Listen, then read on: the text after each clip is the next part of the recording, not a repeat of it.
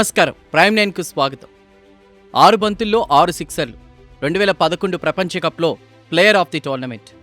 భారత క్రికెట్ చరిత్రలో యువరాజ్ సింగ్ పేరు వినగానే గుర్తొచ్చే అద్భుతాలు ఇవే. కానీ ఆ విజయాల వెనుక కఠినమైన బాల్యం, తండ్రి పెట్టిన తీవ్రమైన ఒత్తిడి, వరుస గాయాలు, కెరీర్లో ఎదురైన అవమానాలు, చివరకు ప్రాణాంతక క్యాన్సర్తో చేసిన భీకర పోరాటం దాగున్నాయి. మ్యాచ్ మధ్యలో రక్తపు వాంతులవుతున్న మైదానాన్ని వేడకుండా దేశం కోసం పోరాడిన యోధుడు. క్యాన్సర్ను జయించి మళ్లీ భారత జెర్సీలోకి వచ్చి కెరీర్లోని అత్యధిక వన్డే స్కోర్ సాధించిన ఛాంపియన్ యువరాజ్ సింగ్. అసలు ఆయన బాల్యం ఎలా గడిచింది? 6 సిక్సర్ల వెనుక ఏం జరిగింది? క్యాన్సర్తో పోరాడుతూనే భారత్కు ప్రపంచ కప్ను ఎలా అందించారు? యువరాజ్ సింగ్ జీవితంలోని విజయాలు, వివాదాలు, కన్నీళ్లు, స్ఫూర్తిదాయకమైన పునరాగమనాన్ని ఈ వీడియోలో తెలుసుకుందాం.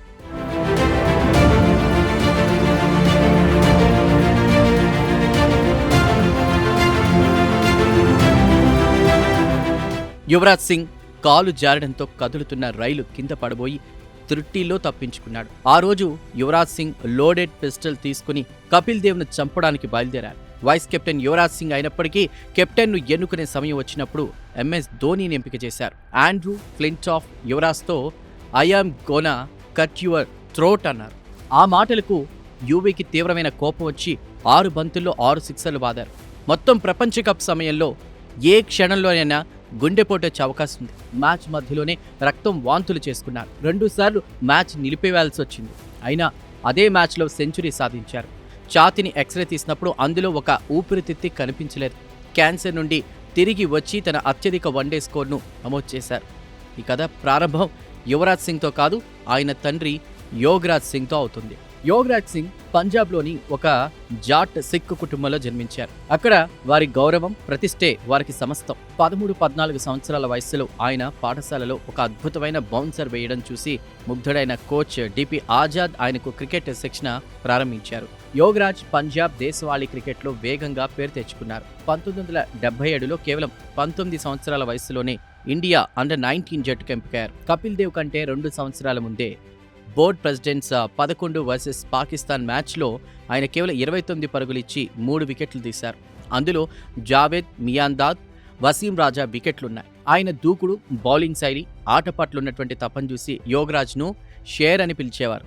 నిరంతర మంచి ప్రదర్శనల కారణంగా చివరకు డిసెంబర్ 1980లో ఆయన భారత జట్టులోకి ఎంపికయ్యారు. తర్వాతి 2 నెలల్లో ఆస్ట్రేలియా, న్యూజిలాండ్తో కలిపి మొత్తం 6 వన్డేలు, 1 టెస్ట్ మ్యాచ్ ఆడారు. తన ఏకైక టెస్ట్ వికెట్గా జాన్ రైట్ వికెట్ సాధించారు. ఇక భారత జెర్సీలో ఇదే తన చివరి మ్యాచ్ అవుతుందని యోగరాజ్కు అస్సలు తెలియదు. ఎందుకంటే ఇండియా తరపున 6 వన్డేలు, 1 టెస్ట్ కలిపి యోగరాజ్ మొత్తం 5 వికెట్లు మాత్రమే తీశారు. బౌలింగ్ సగటు కూడా నిరాశాజనకంగా ఉంది. ప్రదర్శనతో పాటు యోగరాజ్ అదృష్టం కూడా బాలేదు. ఇదే సమయంలో ఆయన తండ్రి తీవ్ర అనారోగ్యానికి గురయ్యారు. యోగరాజ్ శరీరానికి గాయాలయ్యాయి. దేశవాళీ ప్రదర్శన కూడా పడిపోవడంతో మొదట పంజాబ్ రాష్ట్ర జట్టు, ఆ తర్వాత నార్త్ జోన్ జట్టు నుండి తొలగించబడ్డారు. ఆ సమయంలో కపిల్ దేవ్ నార్త్ జోన్ కెప్టెన్గా ఉన్నారు. 1982లో ఆయన భారత కెప్టెన్ అయ్యారు. ఇలాంటి పరిస్థితుల్లో యోగరాజ్ తన ప్రదర్శనను, అదృష్టాన్ని విస్మరించి మొత్తం తప్పును కెప్టెన్ కపిల్ దేవ్, సెలెక్టర్ బిషన్ సింగ్ బేడీలపై వేశారు. కపిల్ దేవ్ పట్ల యోగరాజ్ ద్వేషం ఎంతవరకు పెరిగిందంటే 1981లో ఒకరోజు లోడెడ్ పిస్టల్ తీసుకుని కపిల్ దేవ్ ఇంటికి చేరుకున్నారు. అక్కడ కపిల్ తల్లి నిలబడి ఉండడం చూసి వదిలేశారు. యోగరాజ్ స్వయంగా క్రికెట్ వదిలేసినా ఆయన గుండెల్లో పగ రగులుతూనే ఉంది. అందుకే తన అసంపూర్ణ కలలను కొడుకు యువరాజ్ సింగ్ పూర్తి చేయాలని నిశ్చయించుకున్నారు. యువరాజ్ సింగ్ 12 డిసెంబర్ 1981న జన్మించారు. ఇక చిన్నప్పటి నుండి శారీరక శ్రమ, క్రీడలు, బయట తిరగడం ఇష్టం. చదువుతో అస్సలు సంబంధం లేదు. ఆ కారణంగా 6వ తరగతిలో కేవలం 37% మార్కులు వచ్చాయి. మార్కులు మెరుగుపరచడం కోసం తల్లి ఎన్నో పాఠశాలలు మార్చినా ఫలితం లేకపోయింది. చివరకు యువరాజ్ను పటియాలాలోని యాదవీంద్ర పబ్లిక్ స్కూల్లో చేర్పించారు. ఇది క్రీడల సంస్కృతికి ప్రసిద్ధి చెందింది. ఇక్కడ యువరాజ్కు క్రికెట్తో కాదు, టెన్నిస్తో ప్రేమ ఏర్పడింది. యువరాజ్ ప్రతిరోజు గంటల తరబడి సాధన చేస్తూ లెజెండరీ బోరిస్ బెకర్ లాగా అవ్వాలని అనుకున్నారు. ఒక మ్యాచ్లో నిరాశతో బెకర్ను అనుకరిస్తూ కూడా తన 2100 రూపాయల రాకెట్ను పగలగొట్టారు. రాకెట్ విరిగిపోగానే తను పెద్ద తప్పు చేశానని యువరాజ్కు అర్థమైంది. యువరాజ్ తండ్రి అదే రోజు టెన్నిస్ శిక్షణను నిలిపివేశారు. టెన్నిస్ తర్వాత యువరాజ్ స్కేటింగ్ ఎంచుకుని చండీగఢ్లోని సెక్టర్ 10 రింక్లో వారానికి 6 రోజుల పాటు సాధన చేయడం ప్రారంభించారు. ఫలితంగా కేవలం 11 సంవత్సరాల వయసులోనే అండర్ 14 జాతీయ స్థాయి పోటీలకు అర్హత సాధించారు. 50 ల్యాప్స్ రేస్లో మొదటి స్థానం సాధించి బంగారు పథకం గెలిచారు. ఆ తరువాత ఒక బాధాకరమైన సంఘటన జరిగింది. కారులో యువరాజ్ తన తండ్రికి పథకాలు చూపించినప్పుడు యోగరాజ్ ఆ పథకం, స్కేట్స్ రెండింటినీ కారులో నుంచి బయటికి విసిరేసి, ఇప్పటి నుండి నువ్వు క్రికెట్ ఆడతావు, ఇది అమ్మాయిల ఆట అని చెప్పారు. క్రికెట్ ఆడకపోతే కాళ్లు విరగ్గొడతానని హెచ్చరించారు. క్రీడలు కాకుండా యువరాజ్ కొంతకాలం బాలనటుడిగా పంజాబీ చిత్రాల్లో పనిచేశారు. ఇక సోనిపట్లోని ఒక సీన్ చిత్రీకరణ జరుగుతున్నప్పుడు కాలు జారి కదులుతున్న రైలు కింద పడబోయి త్రుటిలో తప్పించుకున్నారు. ఆ తర్వాత రోజే యువరాజ్ నటన జీవితం కూడా ముగిసిపోయింది. యువరాజ్ ఇష్టపడే ప్రతి రంగం ఒక్కొక్కటిగా దూరమైంది. యోగరాజ్ మనసులో యువరాజ్ కోసం ఒకే ఒక్క లక్ష్యం ఉంది, అది క్రికెట్. చాలా మంది భారతీయుల్లాగే యువరాజ్ కూడా గల్లీ క్రికెట్తోనే ఆట ప్రారంభించారు. సీరియస్ క్రికెట్ 1992లో మొదలైంది. 11 సంవత్సరాల యువరాజ్ను యోగరాజ్ పటియాలాలోని మహారాణి క్లబ్లో చేర్పించారు. ఇది నగరంలోని క్రికెట్ నైపుణ్యానికి కేంద్రం. ఇక్కడే భారత ఓపెనర్ నవజోత్ సింగ్ సిద్ధు రెగ్యులర్గా ఆడేవారు. యోగరాజ్ సిద్ధుని యువరాజ్ బ్యాటింగ్ చూడమని కోరారు. కాసేపటికే సిద్ధు ఈ అబ్బాయి క్రికెట్ కోసం పుట్టలేదని ముక్కుసూటిగా చెప్పారు. యోగరాజ్కు తీవ్ర కోపం వచ్చి యువరాజ్తో నీ సంచి సర్దుకుని ఇంటికి పద అని చెప్పారు.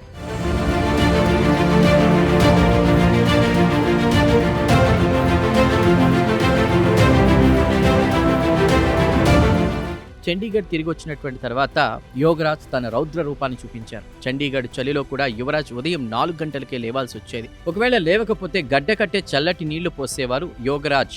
యువరాజ్ తల్లి శబ్నం అందమైన తోటను పాడు చేసి మార్బుల్ ఫ్లోర్ను ప్రాక్టీస్ స్థలంగా మార్చారు. చీకట్లో కూడా ప్రాక్టీస్ ఆగకూడదని ఫ్లడ్ లైట్స్ పెట్టారు.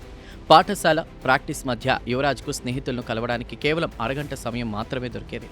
యోగరాజ్ రోజంతా యువరాజ్తో కేవలం క్రికెట్, కపిల్ దేవ్ గురించే మాట్లాడేవారు.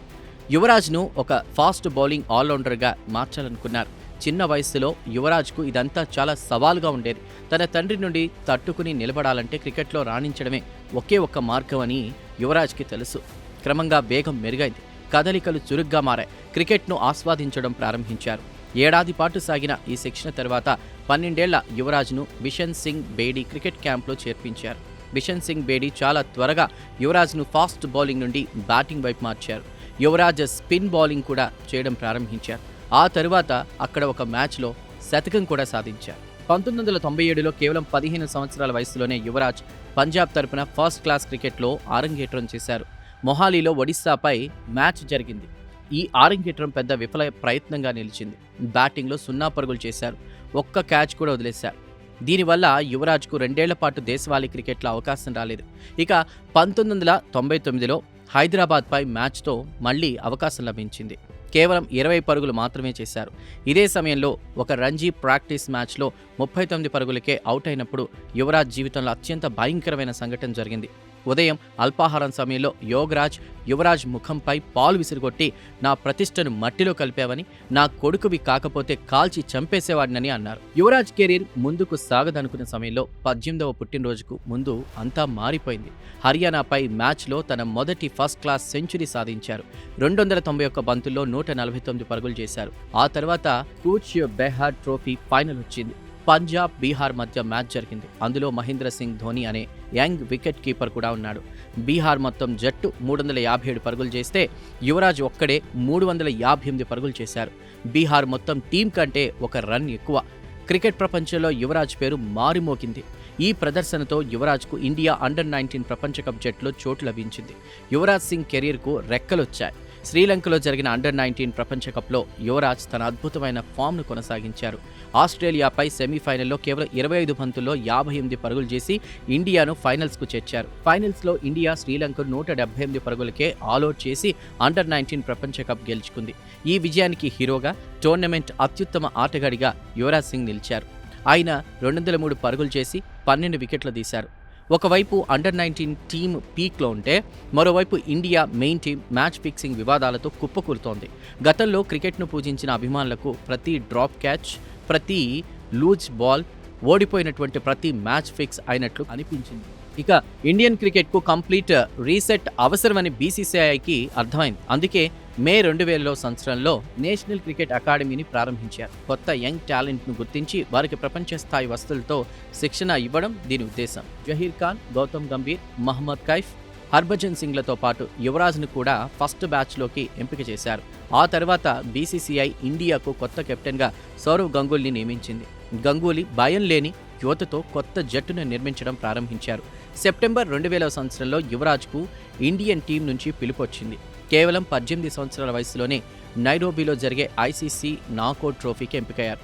ఈ క్షణం కోసమే యువరాజ్ ఇన్నేళ్లుగా తండ్రి క్రూరత్వాన్ని భరించారు. అంతర్జాతీయ క్రికెట్లో యువరాజ్ రెండో మ్యాచ్ ఆస్ట్రేలియాపై జరిగింది. గత 7 వన్డేల్లో ఇండియా ఆస్ట్రేలియాను ఓడించలేదు. యువరాజ్ 4వ నెంబర్లో బ్యాటింగ్కు వచ్చి మెక్గ్రాత్, బ్రెట్లీ వంటి దిగ్గజ బౌలర్లను ఎదుర్కొంటూ 84 పరుగులు చేశారు. ఒక డైవింగ్ క్యాచ్, ఒక డైరెక్ట్ రన్అట్ కూడా చేశారు. దీంతో ఇండియా వరల్డ్ ఛాంపియన్స్ను ఓడించింది. ఇండియా అంతటా యువరాజ్ పేరు మారుమ్రోగింది. క్రికెట్ ద్వారా వచ్చిన మొదటి సంపాదనతో తన తల్లి షబ్నం కోసం ఒక ఇల్లు కొన్నారు. తద్వారా ఆమెను యోగరాజ్ కంట్రోల్ నుండి బయటకు తీసుకురాగలిగారు. ఆ తర్వాత 2002లో ఇంగ్లాండ్పై లార్డ్స్లో ఒక చిరస్మరణీయ ఇన్నింగ్స్ కూడా ఆడారు. ఇండియా 146 పరుగులకే 5 వికెట్లు కోల్పోయి గెలిచే ఆశలు లేని స్థితిలో ఉన్నప్పుడు యువరాజ్, మహమ్మద్ కైఫ్ క్రికెట్ చరిత్రలోనే అత్యంత గొప్ప భాగస్వామ్యాలలో ఒకటి నెలకొల్పి ఇండియాను గెలిపించారు. ఇక ఈ మ్యాచ్ తర్వాతే గంగూలీ తన షర్ట్ తీసి సంబరాలు చేసుకున్నారు. 2003 నాటికి Yuvraj Singh Indian middle order యాంకర్గా మారారు. ఇక 2003 ప్రపంచ కప్లో స్థిరమైన ప్రదర్శనతో ఇండియాను ఫైనల్స్కు చేర్చడంలో కీలక పాత్ర పోషించారు. 2004లో తన మొదటి టెస్ట్ శతకం కూడా సాధించారు. తరువాతి 2-3 సంవత్సరాల్లో యువరాజ్ ప్రతి ఫార్మాట్లో తన స్థిరమైన ప్రదర్శనను కొనసాగించారు. ఆ తర్వాత 2007 టీ20 ప్రపంచ కప్ వచ్చింది. ఇది యువరాజ్ను ప్రపంచ క్రికెట్ చరిత్రలో అమరుణ్ణి చేసింది. పోటీలకు ముందు యువరాజ్ను దిగ్భ్రాంతికి గురిచేసేలా ఒకటి జరిగింది. యువి ఆ సమయంలో Indian one day team vice captain. సీనియర్లు టీ20 ప్రపంచ కప్ ఆడడానికి నిరాకరించినప్పుడు టీ20 కెప్టెన్సీ యువరాజ్కే దక్కుతుందని అందరూ భావించారు. కెప్టెన్గా ఎంఎస్ ధోనీని నియమించారు. ఎందుకంటే బీసీసీఐలోని కొందరు అధికారులు యువరాజ్ పట్ల అసంతృప్తితో ఉన్నారు. Greg Chappell versus senior players వివాదంలో యువరాజ్ కోచ్కు కాకుండా తన సీనియర్ ప్లేయర్స్కు సపోర్ట్ చేశారు. ఇది నచ్చని కొందరు బీసీసీఐ అధికారులు కెప్టెన్సీ కోసం యూవీ కాకుండా ఎవరినైనా ఎంచుకోమని చెప్పారు.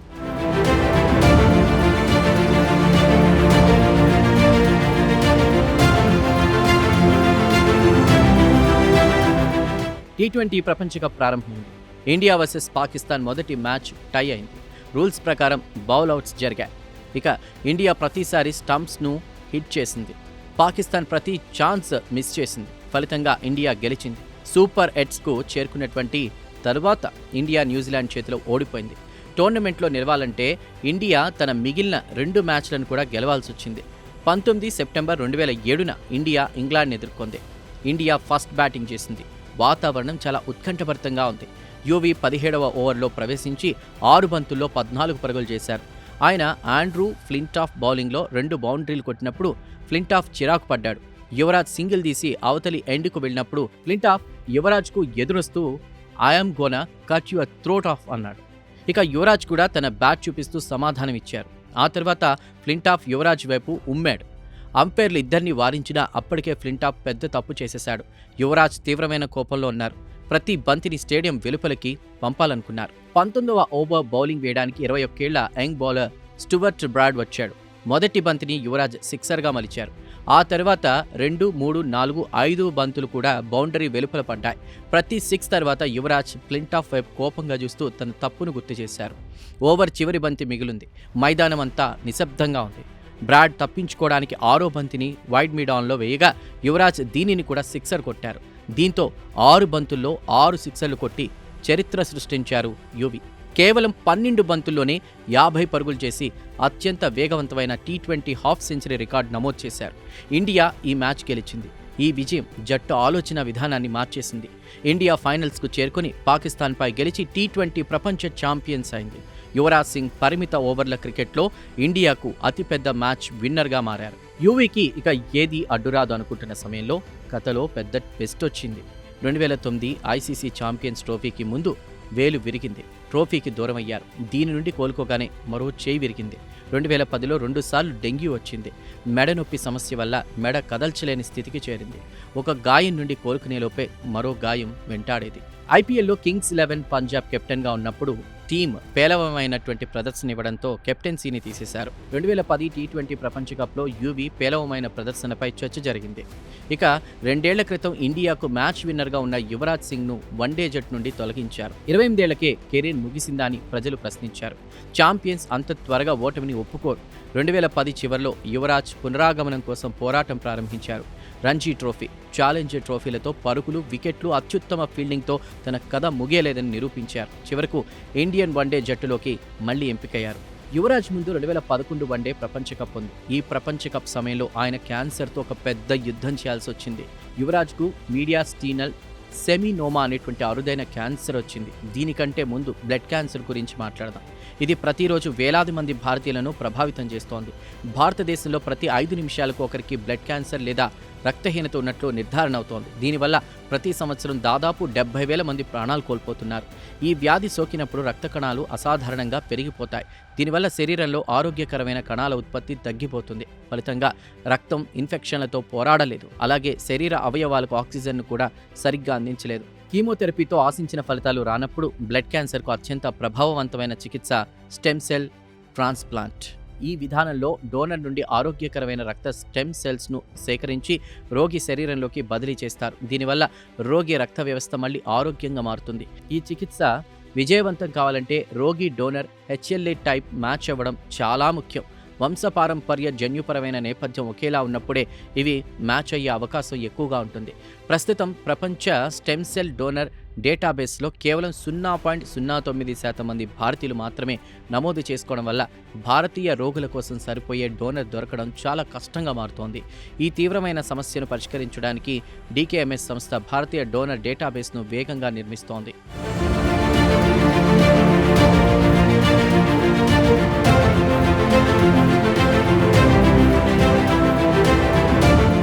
కథలోకి తిరిగొస్తే యువరాజ్ ప్రపంచ కప్ కోసం 2 బ్యాట్లు సిద్ధం చేసుకున్నారు. అందులో ఒక బ్యాట్ రహస్యంగా మాయమైంది.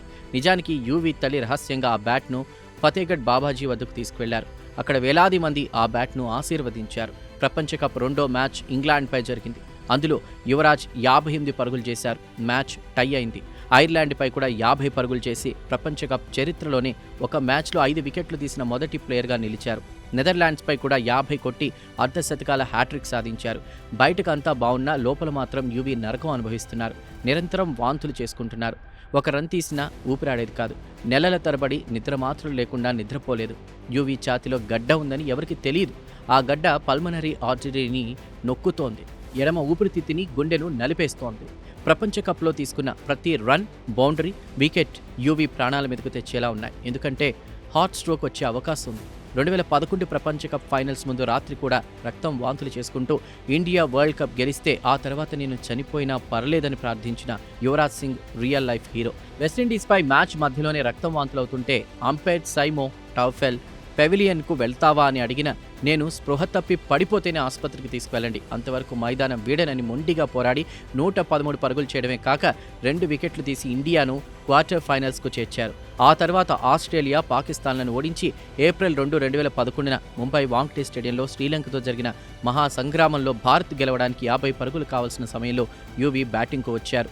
ధోని ఆ ఐకానిక్ విన్నింగ్ 6 కొట్టినప్పుడు నాన్ సెక్టర్ ఎండ్లో ఉండి ఆ చారిత్రాత్మక విజయానికి ప్రత్యక్ష సాక్షిగా నిలిచిన యువరాజ్ మొత్తం టోర్నమెంట్లో 362 పరుగులు, 15 వికెట్లతో ఆల్రౌండర్ షో చూపి ప్లేయర్ ఆఫ్ ది టోర్నమెంట్గా నిలిచి దేశాన్ని ప్రపంచ ఛాంపియన్గా మార్చారు. ప్రపంచం కళ్ల ముందే యువరాజ్ సింగ్ తన కెరీర్ పీక్స్లో రికార్డులు సృష్టిస్తున్నా లోపల మాత్రం మరణానికి ఒకే ఒక్క అడుగు దూరంలో నిలబడ్డారు. వరల్డ్ కప్ ముగిసిన కేవలం 8 రోజులకే IPL స్టార్ అవ్వడం, ఎంత వర్కౌట్ చేసినా విపరీతమైన నీరసం రావడం, మంచి ఫుడ్ తింటున్నా వెయిట్ లాస్ అవ్వడం యువీని కలవరపెట్టింది. IPL ముగిశాక యువీ విడవకుండా వస్తున్న దగ్గును గమనించిన స్నేహితుడు జతిన్ చౌదరి డాక్టర్ PDS కోహ్లీతో టెస్టులు చేయించగా షాకింగ్ రిపోర్ట్ వచ్చింది. ఎక్స్రేలో కుడి ఊపిరితిత్తిని ఒక పెద్ద గడ్డ నొక్కేయడం వల్ల ఒకే ఒక్క ఊపిరితిత్తి కనిపించింది. అది క్యాన్సర్ కావచ్చని డాక్టర్ తేల్చేశారు. ఆ మాటతో ఫ్యామిలీ మొత్తం కన్నీరు మున్నీరవగా యువరాజ్ కాళ్ల కింద భూమి కదిలినట్లయింది. కానీ డాక్టర్లు క్రికెట్కు బ్రేక్ ఇవ్వమన్నా వినకుండా మొండిగా వెస్టిండీస్ టెస్ట్ సిరీస్ ఆడడానికి వెళ్లారు. చివరకు హెల్త్ కండిషన్ పూర్తిగా క్షీణించడంతో వేరే ఆప్షన్ లేక క్రికెట్కు లాంగ్ గ్యాప్ ఇచ్చి తన ఛాతీలో పెద్ద గడ్డ ఉందని, దానికి ట్రీట్మెంట్ అవసరమని ప్రపంచానికి బహిరంగంగా ప్రకటించారు. ఇక యుఎస్లోని ప్రఖ్యాత డాక్టర్ లారెన్స్ ఐన్ హార్న్ వద్ద యువరాజ్ చికిత్స ప్రారంభించారు. ఈయనే కీమోథెరపీతో క్యాన్సర్ సర్వైకల్ రేటుని 5% నుండి ఏకంగా 95%కి పెంచిన లెజెండ్. 21 రోజుల చొప్పున 3 సైకిల్స్ ఉన్నటువంటి ఈ ట్రీట్మెంట్లో ప్రతి వారం 5 రోజుల పాటు క్యాన్సర్ కణాలను అంతం చేసే పవర్ఫుల్ డ్రగ్స్ను బాడీలోకి పంపించేవారు. కీమో ఎఫెక్ట్తో క్యాన్సర్ సెల్స్తో పాటు జీర్ణాశయాంతర పొర, బోన్ మ్యారో దెబ్బతిని జుట్టు రాలడం మొదలైంది. నిరంతర వాంతులు, నిద్రలేని రాత్రులు, చర్మం లోపల సూదులు గుచ్చుతున్నట్లు నరకప్రాయమైన నొప్పిని అనుభవించారు. అంత బాధలోనూ రోజు ఆసుపత్రికి వెళ్తూ తోటి పేషెంట్స్తో కనెక్ట్ అయ్యేవారు. ఒకసారి నర్స్ తనను ఏ ఆట ఆడతారని అడిగితే తన 6 సిక్సెస్ వీడియో చూపిస్తూ ఇది బేస్బాల్లో back to back 6 home runs కొట్టడం లాంటిదని గర్వంగా చెప్పారు.